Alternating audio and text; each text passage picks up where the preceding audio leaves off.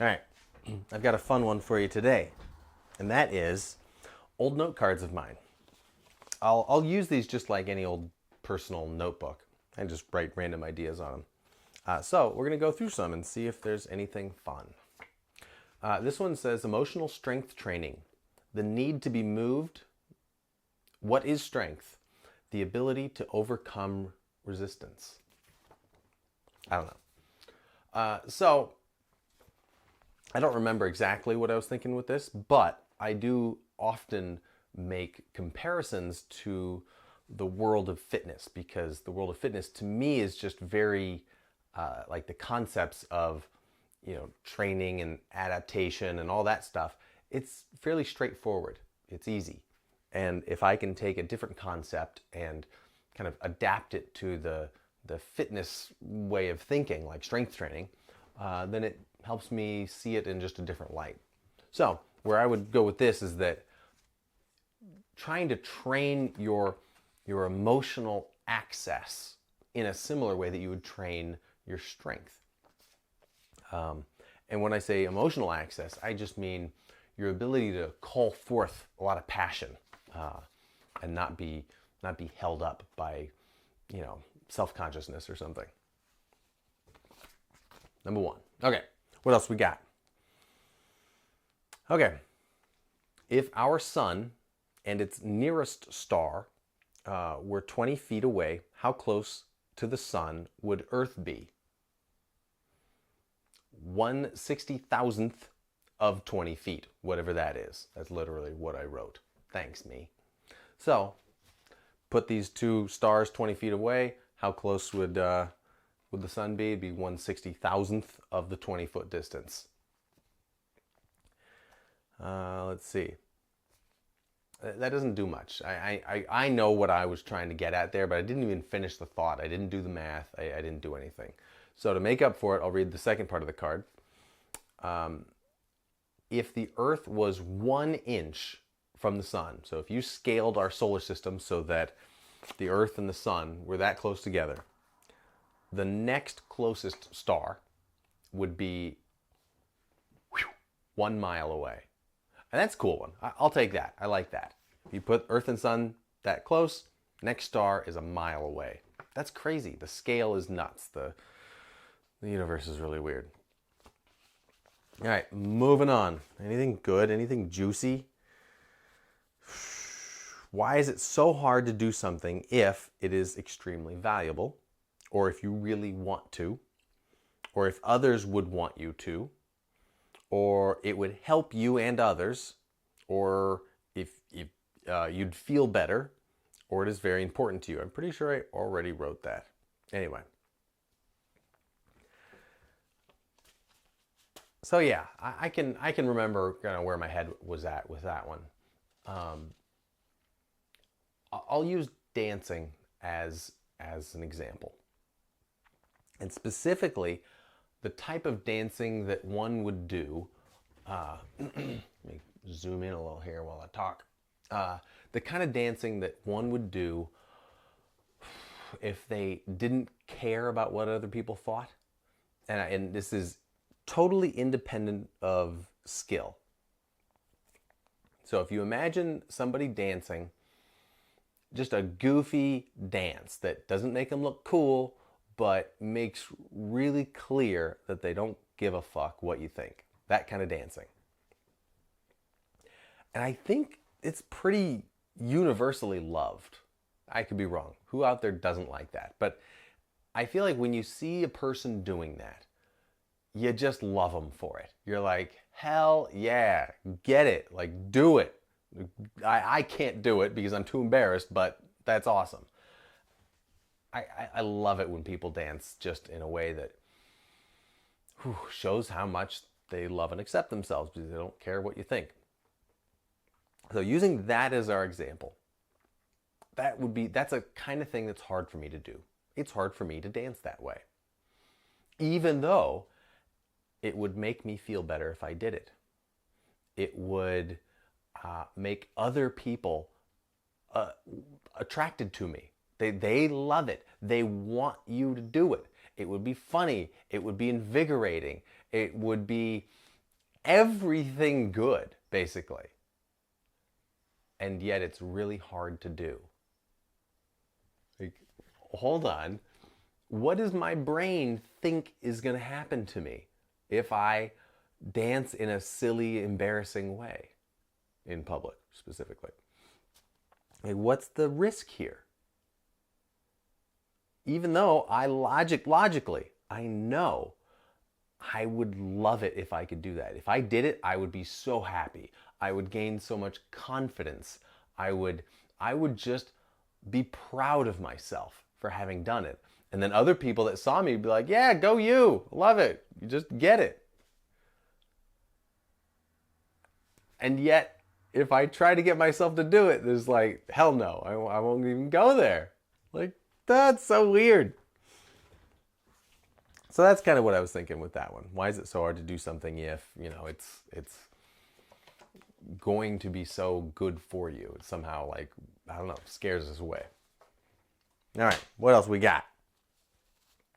Everything I do will eventually mean nothing. I was in a mood, apparently. I don't have well-defined values. Most of what I care about is bullshit I didn't choose. Wow, brutal. If I were starting over, how would I build my character? I got more stuff on the back. Anyway, that was, ouch. It's being a little harsh there, but not untrue. I mean, let's start at the top. Everything I do will eventually mean nothing. That is absolutely correct. It doesn't matter. I could right now enroll in a university and become an amazing scientist, make a huge new discovery. Like, if you picked like one of the most impactful, the most impactful role you could ever have on society, and it just won't mean shit. Give it, a few generations, or who cares, 100 generations. It doesn't matter. It's still eventually going to be meaningless. The lights are going to go out at some point, and nothing matters. So there you go. So it means maybe, what I was trying to get myself to realize there is like, hey, your career doesn't mean that much. Like, yeah, it needs to provide your basic needs, but everything beyond that is kind of just like, well, what do you want to do? Like, I guess if that's how you want to spend your time, or you're getting something out of it that you're like, yeah, this makes my time better, but I shouldn't be worried too much about my legacy. Okay, and I don't have very well-defined values. I mean, that's true. I mean, I could probably waffle back and forth on a lot of different things, and you have to have a life that forces you to make those value judgments and helps you define yourself. And I haven't had that. I haven't been pressed into it or forced to really think about it and to say, hey, no, I believe in this, and it's worth doing something for, because I'm not going to be remembered and nothing means anything. Whatever.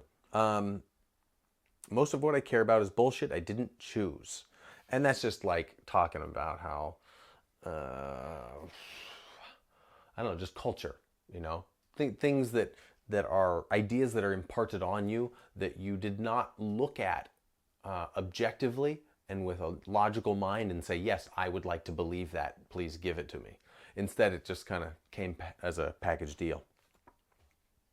If I were starting over, how would I build my character? Well, I don't know what I meant by if I were starting over. Like a baby? I don't know. How would I build my character? How about just maybe what it means is if I were to design a new me right now, how would I want that character to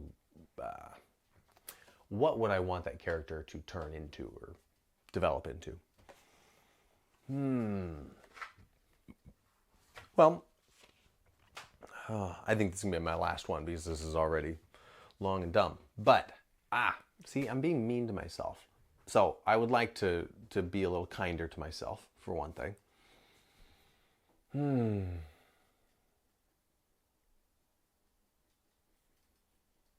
it kind of gets me thinking about, okay, what's the upstream trait that really fixes all of the other problems that are lower priority? Like, what's, if you ask, okay, why am I unhappy, and then why is that, and then why is that, and then why is that, and you go all the way upstream, it just might be loving and accepting yourself. That could be the thing. Because if I really loved and accepted myself, then I wouldn't care about a legacy or what people thought about me in the negative sense. I realize there's a positive sense of caring about what people think about you, but it can become problematic. I'm talking about the problematic stuff. Loving and accepting myself. If you had that from an early age, which is to say, if you didn't lose it, because I think it's a natural thing, kids have it, but then things happen. If you had that early on, I think the rest kind of takes care of itself. At least that's where I would go with that. And that would be the only thing I would change. And kind of let it, just then from that point, just press play and see the things play out. So I guess I could also take that then to say that fixing fixing things now could just start with that process of loving and accepting myself. I'll be more creative, I'll be happier, I'll be more productive with things that really matter. I'll be able to give myself more fully. I'll be able to accept love from people because I'm not like turning it away because I on some level I don't think I deserve it. It's just be better for everyone.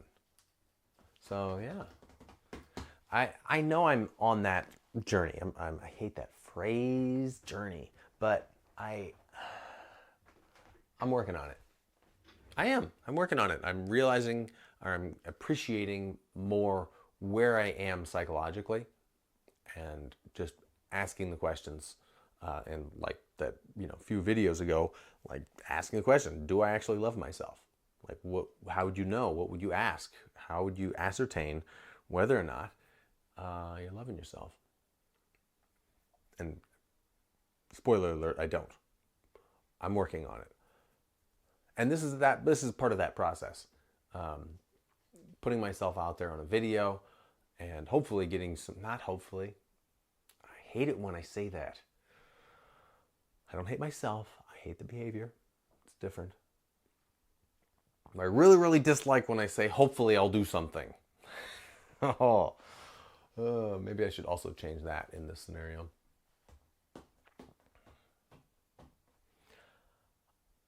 I am working on loving and accepting myself. That's part of the process that I'm going through right now. And this helps. And talking about it with friends and family helps. Talking about it with my coach helps. Yeah, I have a coach. It's really cool. Digging in, asking questions. That's what I'm doing. But I'm digging into me and doing it publicly, which is weird. Okay. Can I end it there? I think I can end it there. And that's my last video recording today. So hopefully I'll be wearing a different shirt the next time you see me. And I'll see you then.